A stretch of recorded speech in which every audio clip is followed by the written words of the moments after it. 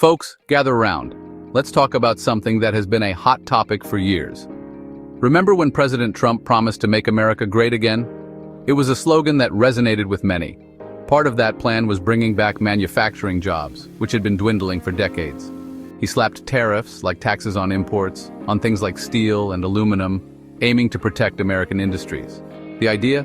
Make foreign goods more expensive, so Americans would buy American-made products instead. It was a strategy to boost local businesses.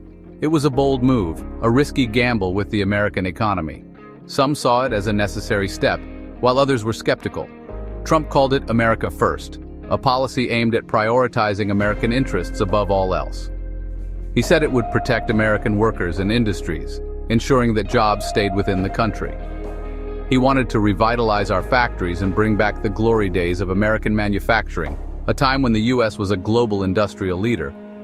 But like that cousin of yours who shows up to Thanksgiving with a casserole dish full of mayonnaise and marshmallows, it left some folks wondering, what exactly is in this thing and will it make me sick? The uncertainty was palpable. So, about those tariffs.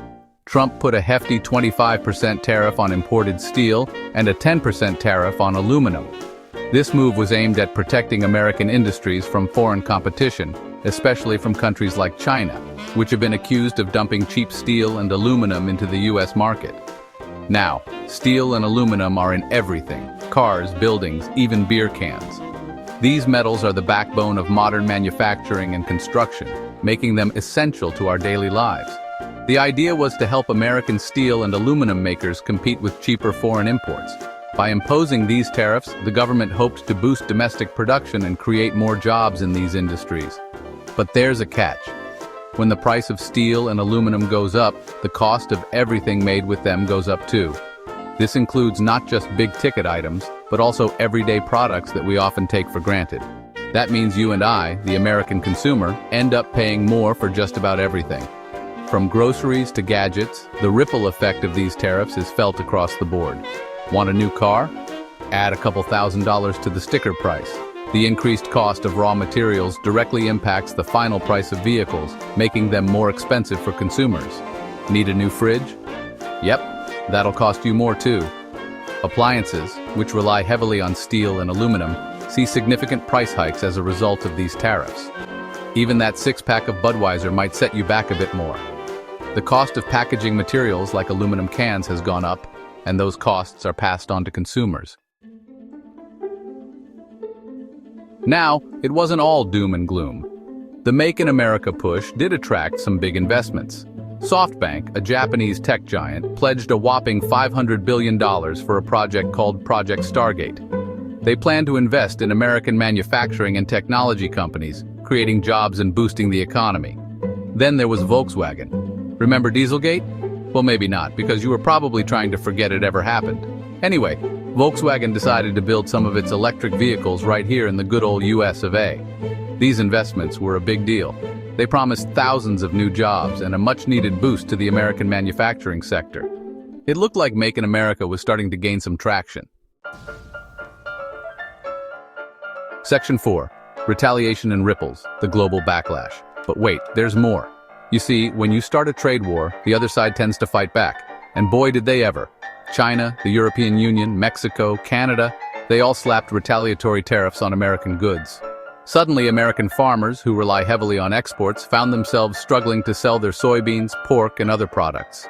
The bourbon industry, a point of American pride, was hit hard by tariffs on whiskey exports. The trade war created uncertainty in the global economy. Businesses hesitated to invest, worried about what would happen next. The stock market went on a roller coaster ride, leaving investors feeling a bit queasy. Section 5. A house divided, weighing the costs and benefits. So, did Make in America work? Well, it's complicated. The initiative aimed to bring manufacturing jobs back to the United States and reduce dependency on foreign goods. On the one hand, some jobs came back to the U.S., providing employment opportunities for American workers, and certain industries benefited from the tariffs, particularly those in steel and automotive sectors. But on the other hand, many American businesses and consumers felt the pain of higher prices and lost markets. The cost of goods increased, affecting everyday life. The trade war created winners and losers.